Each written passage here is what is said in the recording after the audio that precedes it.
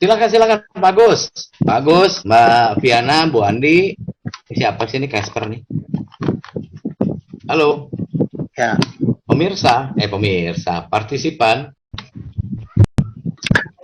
Assalamualaikum warahmatullahi wabarakatuh. Absen dulu Pak Agus, Bang Roy. Waalaikumsalam Iya. warahmatullahi wabarakatuh. Waalaikumsalam. Saya Bang Wiro, Mbak Viana. Ukti Andi. Selamat malam Bang Luga. Ya. Panas banget ya udara. Wiro ini suara. Oh. Mau tanya sama Bang Luga. Monggo, silakan, Bu. Ini request dari Mbak Andi, katanya umur 13 tahun Yesus kerja apa? Tukang kayu sama bapaknya. Tukang kayu bikin apa itu? Ya, bikin meja, kursi, lemari. Kenapa Yesus sebagai Tuhan kok bikin lemari? Kenapa nggak disulap aja? Kayak kalah sama tukang sulap. Kan begini ya. Jadi tujuan Yesus itu kan nomor satu kan untuk menceritakan itu tujuan utama. Bukan ingin menghancurkan peradaban manusia gitu loh. Kalau peradaban manusia itu kan dilatih Tuhan supaya dia pintar. Kalau semua nanti sudah disulap, manusianya nanti semua tiba-tiba jadi tolol semua. Meja udah ada, otaknya nggak dilatih berpikir. Nah, tujuan utama menciptakan manusia itu adalah untuk melatih otaknya supaya dia kerja, dia tidak jadi pemalas. Kalau Tuhan semua tiba-tiba sudah menjadikan Anda, itu surga. Itu suatu saat kalau memang diizinkan Tuhan ibu ke surga. Di surga itu udah jadi semuanya. Tetapi di bumi ini kita berlatih, diajar. Sebelum Yesus kan udah ada tukang kayu. Ini kalau memang Tuhan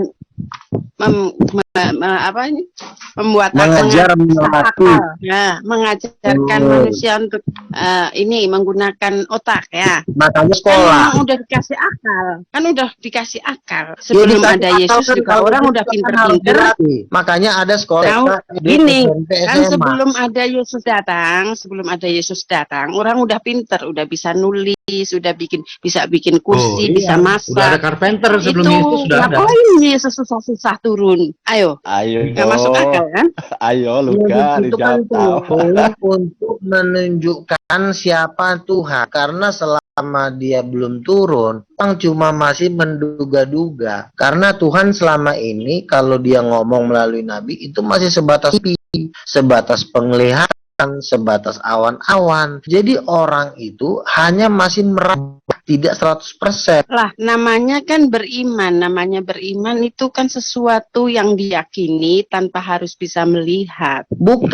Kenapa harus muncul? Kalau udah muncul nggak usah beriman. Beriman itu seperti ini. Dengerin dulu. Yang disebut beriman bukan berarti kita tidak menyatakan ke kita, terus kita suruh-suruh orang beriman. Sama juga seperti misalnya saya sama ibu. Saya ngaku Tuhan nih, saya minta ibu beriman. Ibu pasti nggak mau. Kenapa? Padahal nanti saya bilang, lu harus beriman. Kan iman itu nggak harus lo lihat gua. Nggak bisa begitu. Iman itu harus dinyatakan dulu kuasanya, baru iman itu timbul. Kalau Tuhan tidak menyatakan dirinya, bagaimana kita bisa iman itu timbul?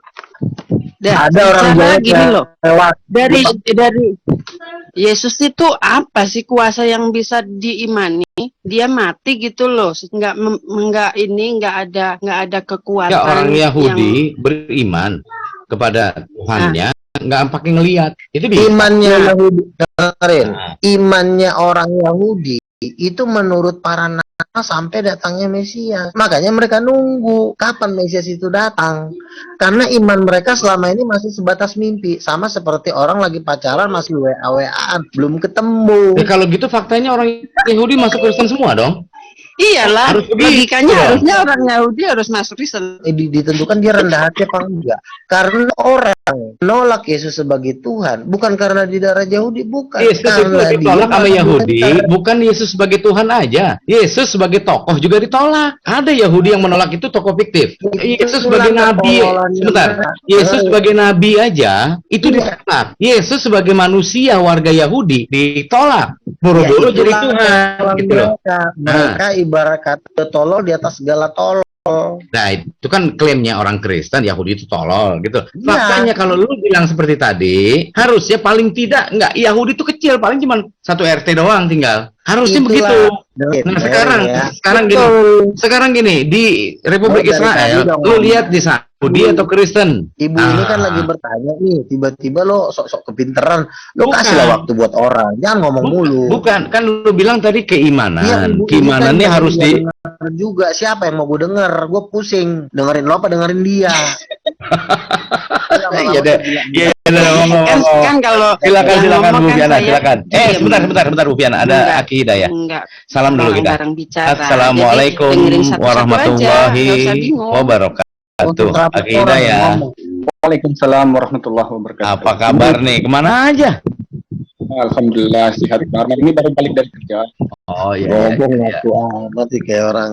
Silakan Bu Fiana. Jadi gini, orang Yahudi itu mereka merasa gelar sarjana, mereka sok pintar semua. Makanya rata-rata yang menolak Yesus itu rata-rata semua ahli Taurat, sarjana S1, S2, S3.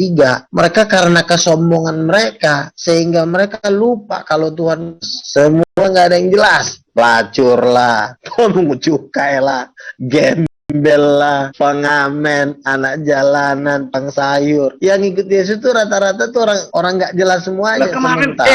Kemarin lu bilang Tuhan tuh harus menyatakan diri. Ormas sama pelonte, lu bilang kemarin gitu loh sama gua. Terbalik loh dari omongan lu ini.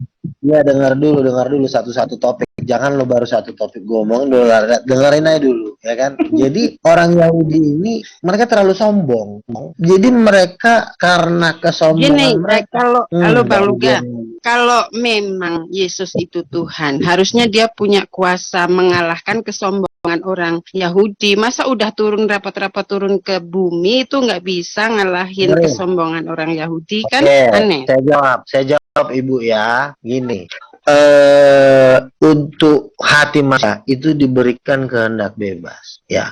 Kalau manusia itu sudah terikat dengan mamon uang, itu bisa Yesus berkata, janganlah engkau memberi kepada dua Tuhan, antara kepada Tuhan dan kepada mamon. Mamon itu uang. Orang Yahudi ini itu semua gila uang, gila harta.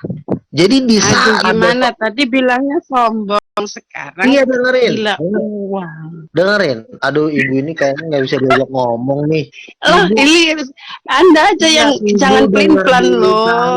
Kalau memang ibu nggak mau saya ajak ngomong, ibu silakan keluar. Saya nggak mau kalau ibu. Saya dengerin dulu saya ngomong. Saya belum bisa ngomong. Tuhan itu tidak bisa memaksa kalau memang hati. lagi ngomongin sombong ya sombong, jangan ke uang kemana-mana. Iya, itu kan sama. Tolong, iya maksud saya, tolong ibu selesaikan dulu saya ngomong. Jangan dipotong dulu. Salah apa enggak, nggak usah dipotong dulu. Supaya saya bisa konsentrasi menjelaskan. Tuhan itu ya silakan lanjutkan. Tuhan itu tidak bisa memaksa orang. Kenapa orang Yahudi menolak Yesus? Coba lihat, cuma gara-gara sarjana. Makanya karena Yesus tuh bukan sarjana, dari tukang kayu. Sama seperti sekarang. Saya waktu dulu di AWF, saya yang menaikkan ratingnya Edi Prayitno untuk di dunia debat. Tapi bikin suatu orang tidak boleh, sarjana nggak boleh ngomong. Padahal si Edi Prayitno itu yang naikin pamornya itu saya. Nah, berarti yang sombong bukan orang Yahudi dong, orang Kristen itu kan? Si Edi Prayitno itu orang Islam, melarang saya menjadi pembicara karena saya bukan sarjana teologi. Saya cuma tamatan SMA kelas 2. Nah, makanya di zaman nggak tamat saya. Jadi di zaman Yesus, Luga ini seleb loh, selebritis loh. Biar SMA udah dari zaman dulu loh, selebritis Luga nih. Ya, Luga ya. Makanya saya tahu kok. Gini. Makanya musuh utama terbesar manusia itu pendidik di dalam dunia kan. Biarin gue miskin tapi gue sekolah. Nah, itulah kejahatan otaknya manusia. Itu sombongnya pendidikan. Nah, Yesus pun dihina karena nggak punya pendidikan. Makanya dia pun ditolak semuanya. Ketuhanan. Bayangin loh orang mati dibangkitin di mata mereka. Dengerin dulu, Yesus dulu. Nggak pernah sekolah ya? Enggak, aku tanya. Berarti Yesus nggak pernah sekolah? Dulu aku belum selesai ngomong. Katanya nggak berpendidikan. Aku tanya, Ya, Yesus sekolah nggak? Yesus sarjana, dia cuma tukang kayu. Tapi tapi bisa membangkitkan orang mati. Nah, di mata Yahudi, orang mati bangkit itu nggak lebih penting daripada lo sekolah. Nah, itulah tololnya, tolol di atas segala tolol. Bagi orang Yahudi, lo mau bangkitin orang mati nggak penting. Tapi kalau lo lulusan sarjana teologi atau sarjana Harvard, Oxford, apalah UI, UGM, lo baru dihargai. Itulah kesombongannya. Makanya Tuhan itu suka memakai orang yang nggak sekolah untuk mempermalukan orang yang sarjana. Gue kan SMA nggak tamat gue, tapi seluruh dokter betul sekali lu ini betul banget loh, banget setuju gue. Lanjut lu, Kak. Nah, karena kan Paulus kan mengatakan di manakah orang-orang yang berhikmat di dalam dunia ini, bahwa Allah memakai orang-orang bodoh untuk mempermalukan orang yang berhikmat. Karena kalau kita jangankanlah dulu di zaman Yesus, di zaman sekarang keluarga gue semua sarjana semuanya. Lo kalau nggak sarjana lo dianggap tai. Sekalipun lo miskin tapi lo punya titel, lo pasti dihargain. Makanya falsafahnya orang Batak kan lo tahu, anak harus sekolah setinggi-tingginya. Walaupun miskin tapi kalau sekolah tetap dihargain. Lo kaya tapi lo kalau nggak punya pendidikan masih tetap juga kurang gitu. Nah, di matanya di zaman Yesus sama kasusnya. Yesus tuh nggak sekolah, walaupun dia udah membuat mujizat terlalu banyak, malah mereka menuduh Yesus dukun, ya, dukun mengusir setan dengan kuasa setan. Tapi satu yang bertobat yaitu Nikodemus, guru besar Israel. Guru, tidak seorang pun manusia yang bisa melakukan apa yang kau lakukan kalau bukan Allah yang menyertainya. Itulah dia bertobat, salah satu guru besar Israel. Ibarat kata tuh profesor doktor di zaman bangsa Israel. Yang satu yang diselamatkan yaitu Nikodemus itu. Tapi semua sarjana-sarjana itu gara-gara apa? Bukan karena Yesus jahat, bukan. Cuma gara-gara Yesus nggak punya pendidikan doang. Lihat, murid-muridnya Yesus lebih nggak jelas lagi. Petrus, nelayan lah. Yohanes, tukang inilah. Kan nggak ada yang jelas. Udah Yesusnya nggak jelas, muridnya lebih jelas lagi. Makanya dihina terus. Tapi pada waktu ngomong di Kisah Rasul dikatakan, loh ini kok ngomongnya ngeri banget, padahal ini orang nggak sekolah. Kan orang yang nggak sekolah kan caranya orang berpendidikan, tapi ini ngomongnya udah di atas orang berpendidikan. Makanya banyak pengacara yang ketemu gue, dia bilang, lu nggak sekolah, nggak sarjana, tapi ngomongan lu di atasnya orang doktor, dia bilang gitu. Ya iya, karena hikmat roh itu, kekuatan roh itu yang kita andalkan. Dokter asumsi lah. Bang Luga, kita lanjut Bang Luga. Lanjut Nah, ini Bu Andi, kalau Luga ini tidak bilang Nabi ke-26. Ya betul Luga ya, dia nabinya orang Kristen. Kalau nabinya orang Islam udah selesai kan, dia nabinya orang Kristen. Karismatik, Kristen karismatik. Apa benar Yesus itu orang nggak jelas, Bang Luga? Secara kalangan, secara mata kebanyakan orang kan tukang kayu. Kalau seandainya Yesus bawa Alphard, gue yakin Yesus semua jadi pengikutnya itu orang Yahudi. Gue yakin modal Alphard aja. Karena di dunia lo dihormati kalau lo bawa mobil, bukan karena lo pinter, bukan. Lo pinter pun kalau lo ngomong tidak dihargain orang. Karena manusia ini hatinya lebih cenderung kepada harta. Karena kenapa? Udah kelamaan gembel. Kita nggak bisa salahin juga. Udah dari 7 turunan udah miskin. Yesus Jadi gembel maksudnya? itu bukan dari orang kaya. Dia bukan Gembel lahir artinya. dari anak tukang. Gembel Dia cuma artinya. anak tukang. Bukan gembel, tapi setidaknya rendah. Tukang kayu. Nah, manusia ini kan Tukang kayu cenderung, yang jadi Tuhan berarti ya, Bang? dengar lo, manusia ini selalu cenderung lihat harta. Karena kenapa? Karena sudah dia keturunan dari 7 turunan, sudah keturunan gembel. Jadi makanya dia melihat Yesus selalu kata, janganlah kamu kira kehidupan orang itu tergantung pada hartanya. Kehidupan orang itu tergantung kepada dia melakukan kebenaran atau tidak. Nah, Lalu, kembali ke laptop Bang Luga, kembali ke laptop. Itu karena harta, titel, Enggak. yang dua itu. Silakan. Kembali ke laptop Bang Luga. Tadi kan dikatakan bahwa Roh Kudus itu ada pada diri Yesus juga, ya kan? Ada pada Bapa kan gitu ya. Dan punya fungsi yang berbeda, tetapi satuan lah istilahnya, mereka bekerja sama lah, sinergi kan begitu ya. Ya. Ya betul ya, bersinergi. Nah, ketika usia Yesus 13-30 kan menghilang tuh Yesus. Iya. Jadi kerjanya Bapa dengan Roh Kudus gimana itu? Pincang dong, satu nggak ada itu gimana tuh ceritanya? tidak ditulis bukan berarti Yesus menghilang. Yesus tetap mengadakan kegiatannya sebagai tukang kayu. Kalau Yesus jadi dengerin. tapi nggak ada loh diceritakan usia 13 sampai 30 dia jadi tukang kayu. Dengerin lah Nggak dulu. ada tuh. Dengerin. Iya, dengerin lah dulu. Tulis kan mengatakan makna perlu kami tuliskan, tetapi yang perlu kami tuliskan itu kami hanya menuliskan yang kira-kira yang terpenting. Misalnya ada pesan kayu, pesan meja 20 itu nggak perlu ditulis, bro, karena itu mengandung mendukung iman, hanya kehidupan sehari-hari. Misalnya ada pesanan meja 20 di umur Yesus 23 tahun, ada yang pesan meja 200 biji. Jadi usia 13 sampai 30 tahun tuh Yesus dianggap nggak penting begitu. Makanya karena Yesus saat itu belum diizinkan akan pekerjaannya sebagai Mesias, karena dia kan belum membuat mujizat-mujizat. Dia hanya sebagai tukang kayu. Dia menerima 200 meja itu nggak perlu ditulis kali. Lo orang gila. Ada usia 11 tahun dicatat. Pakai serut enggak waktu bikin meja itu, Bang?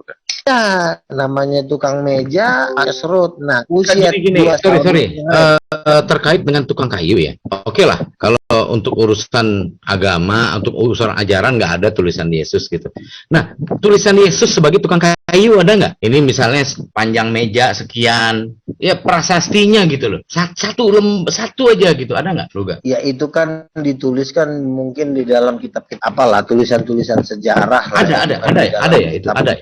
Injil. Ada nggak? Ya, makanya kamu kalau ingin mempelajari itu, kamu masuk di sekolah teologi itu dibahas semuanya di situ. Misalnya ada nggak itu ada. Itu kamu cari informasi itu, kamu masuk ke sekolah teologi, masuk ke perpustakaan di Israel, itu ada semua dokumen-dokumennya. Tetapi untuk yang keempat Injil ini, Yesus mulai dibaptis karena sejak dari pembaptisan itulah sekali membuat mujizat. 23 tahun itu Sayang loh Bang Luga. Semenjak dibaptis itu apa nggak pernah lagi jadi tukang kayu? enggak, dia sudah memulai pekerjaannya. Dia udah meninggalkan pekerjaannya, dia total langsung Bang Luga sayang loh, jauh-jauh dari surga katanya turun ke bumi, Tuhan menjelma jadi daging, Yesus. Oh cuma 3 tahun kan sayang, itu yang 17 tahun malah dia jadi tukang kayu, ngapain gitu loh maksud kan saya. Kalau mau ditulis misalnya ada pesanan di Arab 200 porsi, itu nanti Alkitab kita bisa udah seterusnya karena di semua pesanan masuk 20 juta, pengiriman 100 kursi. Itu kalau di semua di sini nanti kita Alkitab sebesar rumah, nggak bisa lagi ditenteng. Kan dalam Alkitab yang membuat orang jadi pintar melakukan segala sesuatu itu adalah karena Roh Kudus. Oh, Roh Kudus jadi tukang kayu. Jadi kalau Yesus mandi, Roh Kudus ikut mandi gitu. Semua dibimbing oleh Roh Kudus gitu ya. Itu betul. Jadi Roh Kudus mandi juga. Loh, kita ini kan ciptaan Tuhan, bro. Gimana sih? Tuhan lah yang mengatur kehidupan kita semuanya. Kita pun hidup tuh karena Tuhan. Waktu makan, ikut makan Roh Kudus. Rohnya Yesus itu Roh Kudus 100%. Itu bukan rohnya Yesus. Makanya lahir tanpa persetubuhan. Jadi maaf nih. Kalau waktu Yesus ke kamar kecil gitu, buang air besar ikut juga.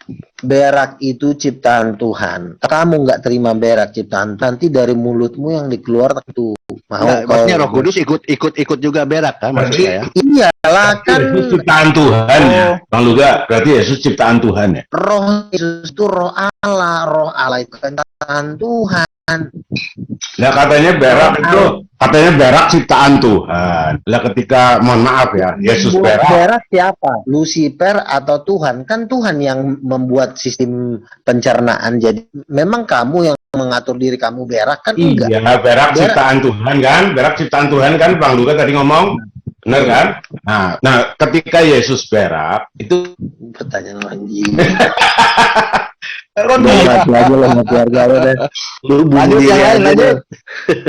Lanjut yang lain. Yesus bisa bangkit dari antara orang mati karena rohnya itu roh Allah. Kalau rohnya Yesus itu roh manusia ciptaan di perut Maria, dia nggak akan bangkit. Enggak, yang itu berak dulu tadi itu ya. Iya dah, lanjutlah Bang Luga. Kayaknya dalam hal ini ada Aki Hidayah ini. Silakan Aki Hidayah kalau Mas Andi Samsina tuh udah gatal, silakan. Saya mendengar dari tadi. Bu Andi, Bang Luka, itu kalau Yesus itu bangkit di antara orang mati, lalu dari data situ kamu panggil dia Tuhan gitu ya? Gini, kalau dibilang kan bangkit dari antara orang mati kan berarti roh yang bangkit kan? Rohnya Yesus bangkit. Nah, rohnya Yesus itulah roh yang seperti burung merpati turun dari sorga, yang pada waktu dia turun itu langit terbuka. Pada waktu rohnya Yesus atau roh yang turun seperti burung merpati turun ke bumi, itu langit terbuka, bukan rumah janda yang terbuka, tapi langit. Menunjukkan roh Allah itu adalah Allah. Nah, roh Allah inilah yang menjadi rohnya Yesus. Jadi rohnya Yesus itu nggak ada, tapi roh Allah itulah yang ada di dalam diri Yesus. Jadi pada waktu Yesus bangkit, yang bangkit itu adalah roh Allah yang seperti burung merpati itu. Katanya roh Allah yang kudus tadi. seperti burung merpati itu. Dengerin dulu. Roh Allah yang seperti burung merpati itu bukan roh Nabi. Kenapa bukan roh Nabi? Karena dia turun dari langit, langitnya terbuka. Kecuali Sekali saya tanya Bang Luka, kamu bicara bermenit-menit. Saya simpel sekali bertanya. Kamu bilang bangkit di antara orang mati, lalu menguatkan dia menjadi Tuhan, kan gitu ya? Ya. Nah kemudian, kalau kamu bilang yang bangkit dari orang mati kemudian adalah roh Allah, bagaimana dengan Ayub 27 ayat 3 atau Yesaya 61 ayat 1 yang juga dipenuhi roh Allah, para nabi itu. Nah kamu baca di Injil Matius 26 ayat 34 sampai 38, bukan hanya satu-satunya orang Yesus itu yang bangkit, Luga. Gini. Itu orang-orang saleh yang bangkit. Apakah semua itu Tuhan, Bang Luga? Coba. Yang mati dibangkitkan oleh roh Allah. Dibangkitkan oleh roh Allah. Dengerin dulu, yang membangkitkan orang mati itu kan burung seperti burung merpati itu yang membuat orang mati bangkit. Roh Allah yang seperti burung merpati itu. Nah, rohnya Yesus adalah yang seperti burung merpati itu. Jadi kalau dikatakan banyak orang mati dibangkitkan, yang membangkitkan Yesus sendiri. Bang Luga, kenapa sih dipisah-pisahkan itu? Roh Yesus beda dengan roh Yesaya. Roh Yesaya beda dengan roh Ayub. Roh Ayub beda dengan roh Stefanus. Kenapa sih gitu, Bang Luga? Ada berapa sih roh dalam Kristen ini? Rohnya kita kan beda. Roh saya dengan roh Yesus beda. Nah, rohnya Yesus ini. Begini, Bang Luga. Ayub, Yesaya dengan Yesus itu apa beda roh mereka? Coba. Beda dong. Roh Yesaya itu roh manusia. Nah, rohnya Yesus adalah 7 obor yang menyala di hadapan Allah. Itulah rohnya Yesus. Beda. Yang 7 obor itu. Dalam Yesaya 61 ayat 1 itu bukan roh manusia, katanya roh Allah ada padaku. Coba kamu baca Bible kamu. Roh Allah padaku itu, aku ini kan di sini firman. Kata itu kan bukan roh. Kita sedang bahas tentang roh. Nah, kalau Stefanus juga dalam Kisah pasal 755 itu bahkan dipenuhi roh Allah. Jadi ini yang saya tanyakan, kamu bedakan roh itu yang seperti apa? Oke, kamu diam dulu ya. Jangan saya ngomong, kamu potong. Ngomong. Ya, tapi jangan asumsi ya. Alkitab ya, jangan asumsi. Tapi jangan sering ngomong 1 detik, kamu dua kamu potong. Jangan, saya capek ngejawabnya. Nabi-nabi dipenuhi Roh Kudus. Yesus juga dipenuhi Roh Kudus. Lalu bedanya apa? Bedanya nabi-nabi dipenuhi Roh Kudus berarti ada 2 roh. Roh nabi itu dengan Roh Kudus. Kalau Yesus bedanya adalah Yesus dipenuhi Roh Kudus, tapi Roh Kudus rohnya cuma 1, yaitu Roh Kudus itu. Jadi Yesus tuh full Roh Kudus. Kalau Nabi kan beda, ada rohnya Nabi itu, lalu ada juga Roh Kudus. Kalau Yesus tidak ada rohnya Yesus, Roh Kudus itulah rohnya Yesus sendiri. Makanya Roh Kudus turun atas Yesus. Roh Kudus tidak turun nabi-nabi atas nama Paulus, nama Petrus, atas nama Yesus memberikan sendiri. Lalu kalau dikatakan Yesus bangkit dari antara orang mati, bangkit itu yang roh yang seperti merpati itu yang naik, yang bangkit di dalam diri Yesus. Sudah. Ya. Demikian ya. Bang Luga, saya selama membaca Bible, Bang Luga, tidak pernah Yesus itu mengatakan bahwa ruhnya itu beda dengan Musa atau Yesaya atau Daud, tidak pernah itu. Nah kemudian kalau kamu bilang Yesus itu diperkuat dengan roh dan berbagai sebagainya sebagai firman, kenapa sih kamu, yang saya tanyakan tadi, kenapa kamu beda-bedakan? Karena gini, kalau roh Tuhan ini memang ada kepada manusia dan para nabi, tidakkah pantas bagi mereka itu dipanggil semuanya Tuhan? Karena Yesus memperkuat dalam Injil Matius 4 bab 4 bahwa semuanya itu juga daripada firman. Jadi kalau kamu hanya mengutip satu kesaksian yang kamu andai-andaikan diri sendiri mengangkat derajat Yesus itu tinggi daripada yang lainnya, padahal tidak ada data daripada Yesus.